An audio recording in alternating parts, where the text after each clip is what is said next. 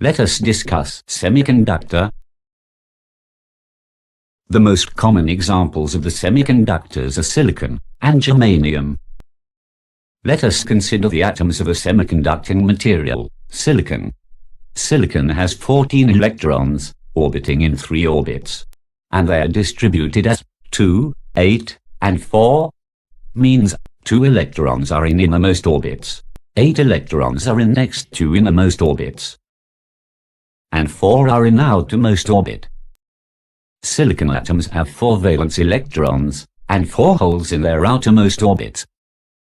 The closer an electron is to the nucleus, the stronger is the binding force between the electrons and the protons in the nucleus.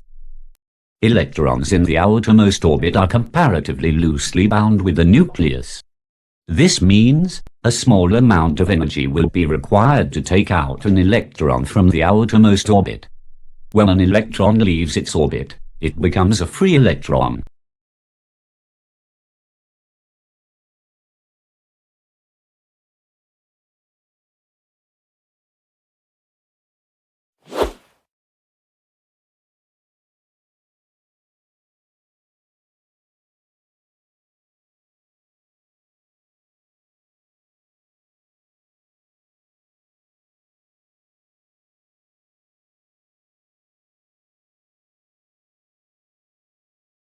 A semiconductor atom having 4 valence electrons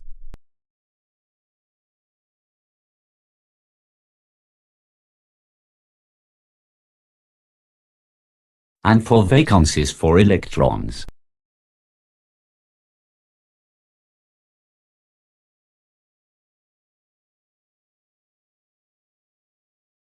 These 4 vacancies require 4 more electrons, so as to make the outermost orbit completely filled with total 8 electrons.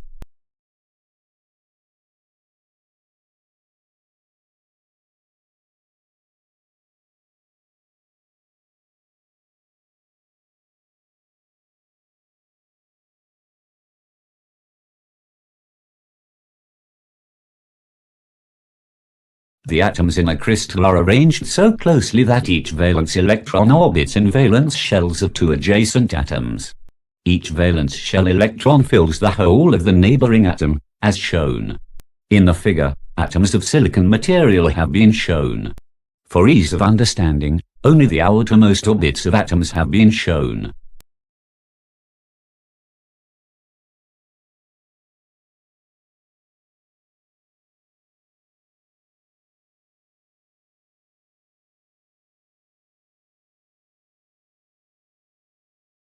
Sharing of electrons of the neighboring atoms to satisfy the need to have 8 electrons on the valence shell in an atom is called covalent bonding.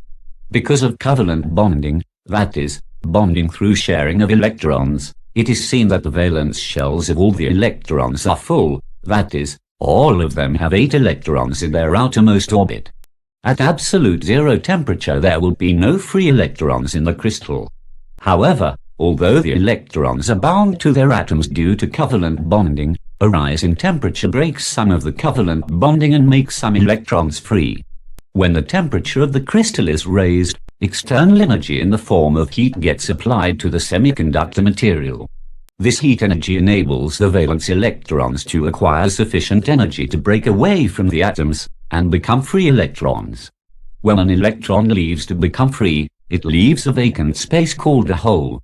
For every free electron, there will be a corresponding hole produced, which is called an electron-hole pair.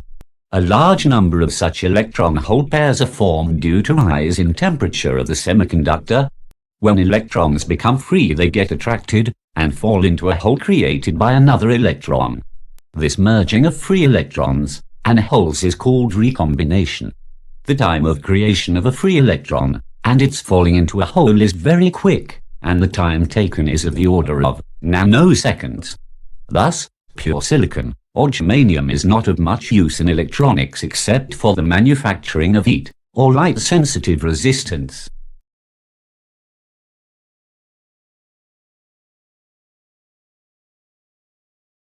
Hope you got a basic idea of semiconductor.